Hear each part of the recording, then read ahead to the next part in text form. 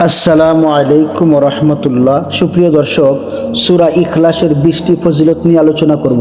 অত্যন্ত গুরুত্বপূর্ণ ফজিলতগুলো। এক, কোরআনের 1/3 অংশের সমান সওয়াব। সুবহানাল্লাহ। হাদিসে এসেছে এই সূরা একবার পড়া মানে কোরআনের 1/3 তেলাওয়াতের সমান সওয়াব।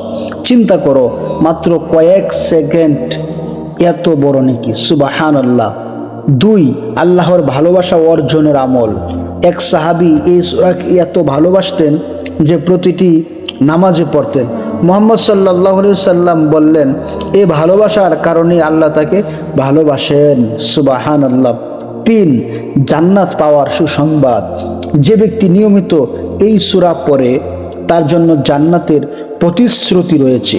এটি এমন এক আমল যা সরাসরি জান্নাতের দিকে নিয়ে যায়। সুবহানাল্লাহ। 4, তাওহীদের পরিপূর্ণ প্রকাশ।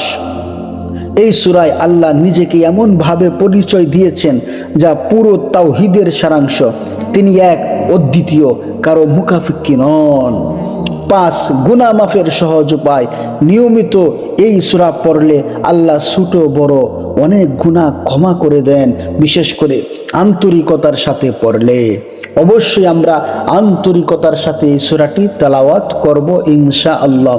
6, মৃত্যু সহজ করে দেয়। যারা বেশি বেশি এই সূরা পড়ে তাদের মৃত্যুর সময় কষ্ট কম হয়। এটি এক ধরনের রহমতের চিহ্ন। 7, কবরের আযাব থেকে রক্ষা। সুবহানাল্লাহ। অত্যন্ত গুরুত্বপূর্ণ বিষয় হলো এটি। এই সূরা এমন একটি আমল যা কবরের অন্ধকার ও শাস্তি থেকে বান্দাকে রক্ষা করতে পারে। সুপ্রিয় আমার প্রাণ প্রিয় দর্শক বৃন্দ, দোয়া কবুল হওয়ার সম্ভাবনা বাড়ায়। 8, এই সূরা পড়ে দোয়া করলে দোয়া দ্রুত কবুল হওয়ার সম্ভাবনা বেড়ে যায়, কারণ এতে আল্লাহর প্রশংসা রয়েছে। আমার প্রাণপ্রিয় দর্শকবৃন্দ। 9, শয়তান থেকে সুরক্ষা। আমরা সকলেই তো চাই শয়তান থেকে দূরে থাকতে। আমরা যদি এই সূরা বেশি বেশি পড়ি, নিয়মিত পড়লে শয়তান দূরে থাকে, অন্তর পরিষ্কার থাকে এবং খারাপ চিন্তা কমে যায়। 10, ঘুমের সময় নিরাপত্তা। অত্যন্ত গুরুত্বপূর্ণ বিষয় হলো এটি। ঘুমের সময় আপনাকে নিরাপত্তা দেওয়ার জন্য এই সূরাটি যথেষ্ট। ঘুমানোর আগে 3 বার পড়লে আল্লাহর পক্ষ থেকে এক ধরনের নিরাপত্তা পাওয়া যায় পুরো রাতের জন্য। সুবহানাল্লাহ। 11, বিপদ আপদ দূর করার শক্তি। কষ্ট, দুঃখ বা বিপদের সময় এই সূরা পড়লে আল্লাহ সেই বিপদ দূর করে দেন। অনেকেই এর বাস্তব ফল পেয়েছে। সুপ্রিয় আমার দর্শকবৃন্দ। 12, রিজিকে বরকত আনে। সুবহানাল্লাহ। আপনি যদি নিয়মিত এই সূরা পড়তে পারেন, এই সূরা পড়ে তাদের রিজিক অদৃশ্যভাবে বরকত আসে। কম হলেও শান্তি থাকে, অর্থাৎ রিজিক যদি কমও থাকে সেই রিজিকের মধ্যে শান্তি থাকে। সুবহানাল্লাহ। 13, ইমানকে শক্তিশালী করে। এই সূরা পড়লে অন্তরে আল্লাহর প্রতি বিশ্বাস গভীর হয়, কারণ এতে আল্লাহর পরিচয় পরিষ্কারভাবে আসে। আমার প্রাণ প্রিয় দর্শক বৃন্দ। 14, আল্লাহকে জানার সহজ উপায়। এই সূরা এমন একটি আয়না যেখানে আল্লাহর গুণাবলী খুব সংক্ষেপে কিন্তু শক্তিশালীভাবে তুলে ধরা হয়েছে। অত্যন্ত গুরুত্বপূর্ণ বিষয় হলো জান্নাতে ঘর তৈরি হয় যদি কোনো ব্যক্তি এই সূরা পড়ে। আল্লাহ রাব্বুল আলামিন হাদিসে আল্লাহ রাব্বুল আলামিন ওই ব্যক্তিকে জান্নাতের মধ্যে ঘর নির্মাণের ব্যবস্থা করে দেয়। 15, জান্নাতে ঘর তৈরি। হাদিসে এসেছে যে ব্যক্তি এই সূরা বেশি বেশি পড়ে তার জন্য জান্নাতে ঘর বানানো হয়। 16, আমল নামা ভারী করে। আমার প্রাণপ্রিয় দর্শকবৃন্দ, আমরা সকলেই তো চাই আমাদের আমল নামা যেন ভারী হয়, আমাদের আমল নামা যেন পরিপূর্ণ হয়। কিয়ামতের দিনে যখন আমল ওজন করা হবে, এই সূরা পড়ার সওয়াব অনেক অনেক ভারী হবে। সুবহানাল্লাহ। অল্প সময়ে বেশি নেকি। আমার প্রাণপ্রিয় দর্শক। 17, অল্প সময়ে বেশি নেকি। মাত্র 4টি আয়াত, কিন্তু সওয়াব এত বেশি। এটি মুসলমানদের জন্য এক বড় রহমত। সুপ্রিয় আমার দর্শক। 18, অন্তরে প্রশান্তি আনে। অত্যন্ত অনেক গুরুত্বপূর্ণ এবং কার্যকরী এই সূরাটির আমল যদি আমরা করতে পারি, অন্তরের মধ্যে শান্তি যাদের নাই তারা আমরা এই সূরাটি পড়ব, তাহলে এই সূরা পড়ার কারণে কি হবে, যখন মন অশান্ত থাকে এই সূরা পড়লে হৃদয়কে এক ধরনের শান্তি নেমে আসে। সুপ্রিয় আমার প্রাণপ্রিয় দর্শক, নামাজের সৌন্দর্য বাড়ায়। 19 নম্বর ফজিলত, নামাজে এই সূরা পড়লে নামাজ আরো পরিপূর্ণ ও সুন্দর হয়, কারণ এতে আল্লাহর প্রশংসা রয়েছে।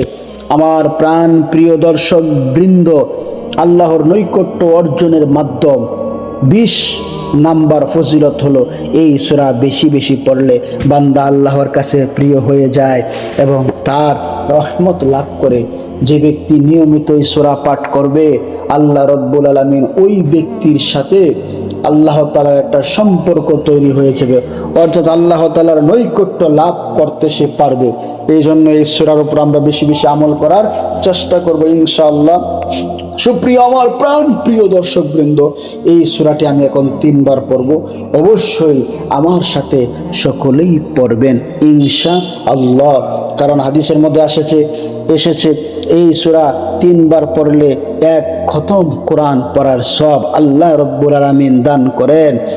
একবার পড়লে 1/3 অর্থাৎ 10 পারা কোরআন তেলাওয়াতের সওয়াব, 2 বার পড়লে 20 পারা কোরআন তেলাওয়াতের সওয়াব, 3 বার পড়লে সম্পূর্ণ কোরআন তেলাওয়াত করার সওয়াব আল্লাহ রব্বুল আলামিন ওই ব্যক্তিকে দান করবেন। তাই সকলেই আমার সাথে পড়ুন, আউযু বিল্লাহি মিনাশ শাইতানির রাজিম, বিসমিল্লাহির রহমানির রহিম, কুল হুয়াল্লাহু আহাদ, আল্লাহুস সামাদ, لم يلد ولم يولد ولم يكن له كفوا أحد.